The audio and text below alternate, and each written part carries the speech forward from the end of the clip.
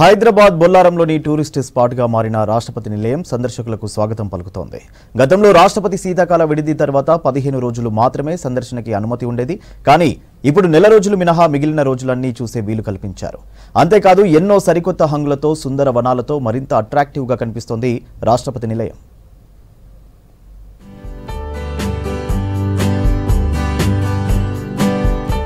హైదరాబాద్ బొల్లారంలోని రాష్ట్రపతి భవనం tourist spot గా మారింది. 97 ఎకరాల్లో ఉన్న భవనాన్ని ఆకర్షణీయంగా తీర్చిదిద్దారు అధికారులు. సందర్శకుల కోసం చెక్కతో చేసిన 120 అడుగుల flag post, step well, musical fountain, children పార్కులు అందరినీ ఆకట్టుకుంటున్నాయి. నక్షత్ర garden, kitchen tunnel, Cheriyal paintings, రాష్ట్రపతి నివాసం ఉండే గదులను చూసేందుకు విజిటర్లను అనుమతిస్తున్నారు. దీంతో దూర ప్రాంతాల నుంచి రాష్ట్రపతి భవన్ కు సందర్శకులు క్యూ కట్టారు. టన్నెల్ లోపల అందమైన చేర్యాల ఆకృతుల నడుమ తెలంగాణ సాంస్కృతిక సంప్రదాయాలు తెలిపేలా ఏర్పాటు చేశారు. పురాతన కాలం నాటి మెట్ల బావులను సుందరంగా తీర్చిదిద్దారు. ఓ చారిత్రక బావి దగ్గర ఎద్దులతో నీటిని తవ్వే ఆనాటి మోట బావిని కళ్లకు కట్టేలా ఉంచారు. విజిటర్ల కోసం దీన్ని ప్రత్యేకంగా ప్రదర్శిస్తున్నారు. ఫ్లాగ్ పోస్ట్ వద్ద బర్మాతో చేసిన 125 అడుగుల జెండా పోల్ను ఏర్పాటు చేశారు. నిజాం సంస్థానాన్ని ఆపరేషన్ పోలో తర్వాత భారత్ లో విలీనం చేసే సమయంలో ఇక్కడ నిజాంల జెండా కిందకు దించి మువ్వన్నెల పతాకాన్ని పైకి ఎగురవేశారు.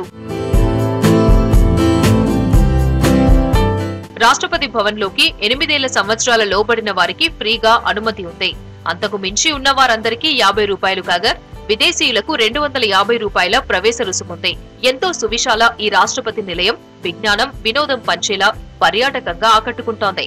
పైగా గవర్నమెంట్ స్కూల్ పిల్లలు, 12వ తరగతి చదివే వారికి ఫ్రీగా ఎంట్రీ కల్పించారు.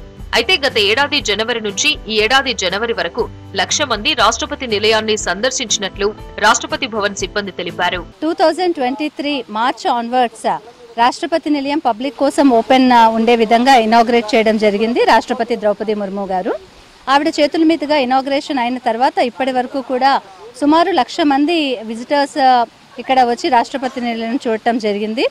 ఇక్కడ బ్యూటిఫుల్ థిమాటిక్ గార్డెన్స్ ఉన్నాయి. అలాగే మెయిన్ బిల్డింగ్ కూడా పబ్లిక్ కోసం ఓపెన్ చేయడం జరిగింది. ఇక్కడ ఒక అండర్ గ్రౌండ్ కిచెన్ టన్నెల్ కూడా బ్యూటిఫుల్ చెర్యాల్ ఆర్ట్తో ట్రెడిషనల్ తెలంగాణ కల్చర్ ని ప్రతిబింబించే విధంగా ఆర్ట్ ఫామ్స్ ని కూడా డిపిక్ట్ చేయడం జరిగింది. సిటీ నుంచే కాకుండా వివిధ జిల్లాల నుంచి సైతం వస్తున్న పర్యాటకులతో రాష్ట్రపతి భవన్ సందడిగా మారింది. ముఖ్యంగా వివిధ ప్రాంతాల నుంచి సిటీకి టూర్లకు వచ్చే విద్యార్థులు రాష్ట్రపతి నిలయానికి ఎక్కువగా వస్తున్నారు.